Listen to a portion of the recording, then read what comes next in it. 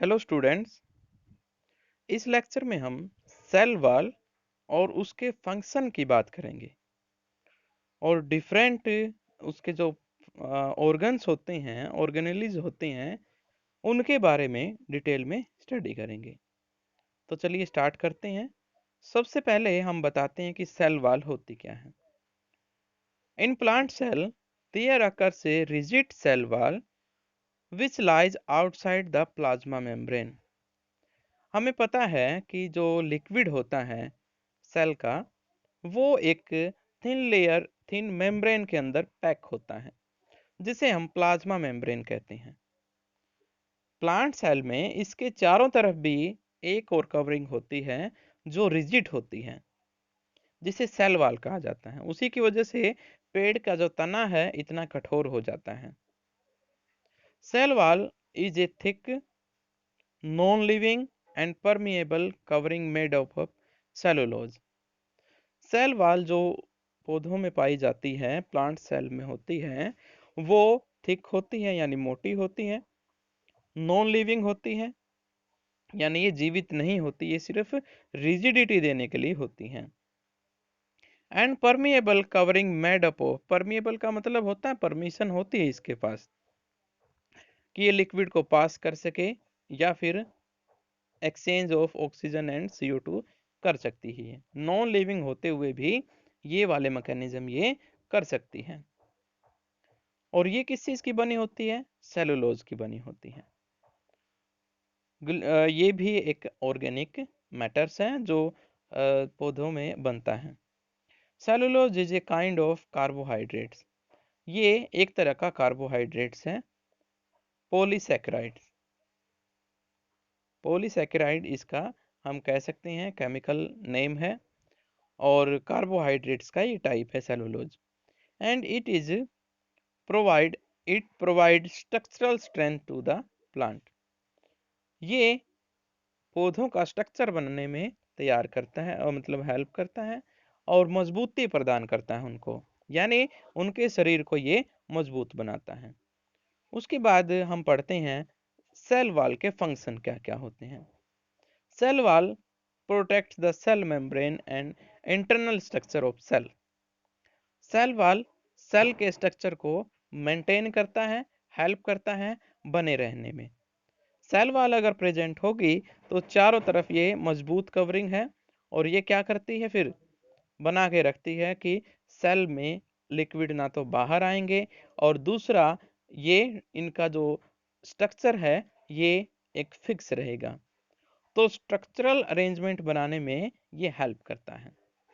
It provides rigidity and determine the shape of plant cell. ये rigidity प्रदान करती हैं, और शेप कैसी होगी प्लांट की, प्लांट सेल की, ये उसके ऊपर भी काम करती हैं। It prevents drying of cell.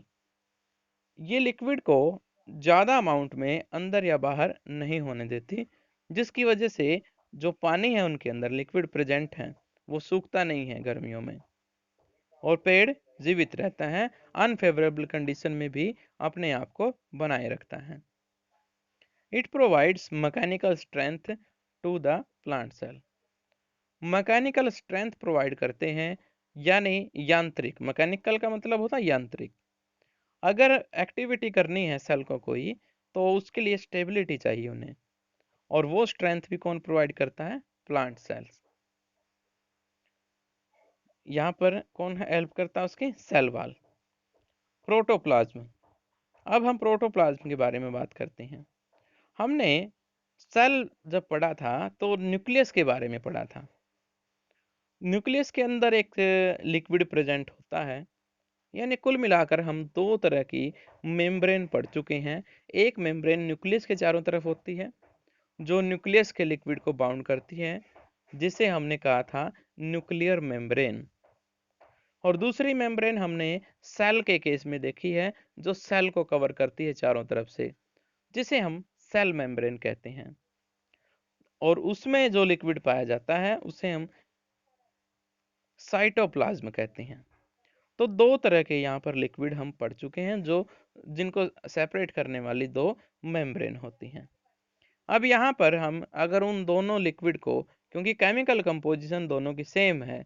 अगर हम कहना चाहें कि ये लिक्विड क्या कहलाएंगे टोटल, एक एक सिंगल वर्ड अगर देना चाहें तो हम यहाँ पर वर्ड देते हैं उसको protoplasm.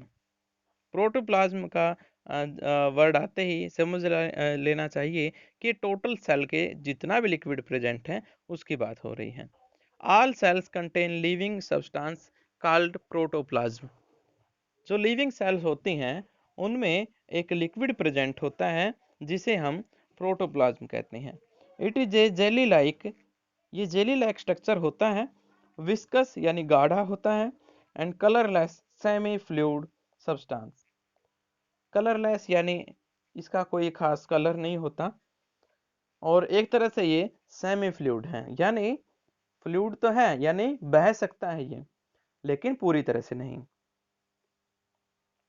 in which various cell organelles and inclusion remains in collided form, जिसमें जो सेल के पार्ट्स हैं वो रहते हैं किसकी फॉर्म में, कोलाइडल फॉर्म में, यानी दिखाई देते हैं, मिक्स नहीं होते पूरी तरह से। जैसे रेत मिट्टी में मतलब पानी में घुला हुआ दिखाई देता है, ऐसे ही यहाँ पर जो ऑर्गन्स है वो घुले नहीं होते, वो अलग अलग दिखाई देते हैं अगर हम माइक्रोस्कोप की हेल्प से देखते हैं तो। Protoplasm can be distinguished in two form. Protoplasm को हम दो पार्ट्स में डिवाइड कर सकते हैं। एक पार्ट वो होता है जिसके न्यूक्लियस के चारों तरफ जो लिक्विड प्रेजेंट है, साइटोप्लाज्म कहा जाता है जिसको, और एक लिक्विड वो होता है जो न्यूक्लियस के अंदर होता है जिसे न्यूक्लियोप्लाज्म कहा जाता है। तो प्रोटोप्लाज्म बनता है साइटोप्लाज्म से और न्यूक्लियोप्लाज्म से। The part of the cell which occurs between plasma membrane and nucleus envelope is called cytoplasm। यहाँ पर प्लाज्मा मेम्ब्रेन और न्यूक्लियस एनवेलप के बीच में जो लिक्विड प्रेजेंट होते हैं वो कहलाते हैं साइटोप्लाज्म। ये साइटोप्लाज्म न्यूक्लियस के बाहर का जो लिक्विड है उसे साइटोप्लाज्म कहते हैं, और जो न्यूक्लियस के अंदर का लिक्विड होता है उसे प्रोटोप्लाज्म कहते हैं। Cytoplasm consist of aqueous ground substance, the cytosol containing a variety of cell organelles and other inclusion such as insoluble waste and storage product, यानी starch and liquid। यहाँ पर ये कहता है जो साइटोप्लाज्म है उसमें अलग अलग तरह के स्ट्रक्चर पाए जाते हैं। जैसे उसमें हो सकता है एक लिक्विड प्रेजेंट है और जिसे साइटोसोल कहते हैं, ग्राउंड सब्सटेंस होता है किसके लिए, साइटोप्लाज्म के लिए। और बहुत सारे सेल ऑर्गेनेलिज होते हैं यानी स्मॉल ऑर्गन प्रेजेंट होते हैं, और स्टार्च और लिपिड जो हम फूड खाते हैं उसका डिकम्पोजिशन होने के बाद जो छोटा पोर्शन बनता है उनका, यानी स्मॉल सिंपलर सब्सटेंस जो बनते हैं वो स्टार्च और लिपिड होते हैं, जिनका सेल में फर्दर डिकम्पोजिशन होता है। वो डिपेंड करता है according to amount of oxygen. ज़्यादातर माइटोकॉन्ड्रिया में ये टेक प्लेस करते हैं। Chemically cytoplasm contain about 90% water, 7% protein, 2% carbohydrates and lipid, and 1% inorganic materials like minerals, vitamins, etc. Chemical अगर हम बात करें कौन कौन से केमिकल प्रेजेंट होते हैं साइटोप्लाज्म में, तो 90% इसमें वाटर होता है, 7% प्रोटीन होते हैं, और 2% कार्बोहाइड्रेट्स, और 1% अगर हम बात करते हैं तो इनऑर्गेनिक मटेरियल्स होते हैं। उसके बाद हम बात करते हैं सेल ऑर्गेनेलिज की। होते क्या हैं, इन सभी की बात अभी हम कर रहे हैं। Cell organelles, a cell has to perform different functions with the help of its various membrane bound cell organelles।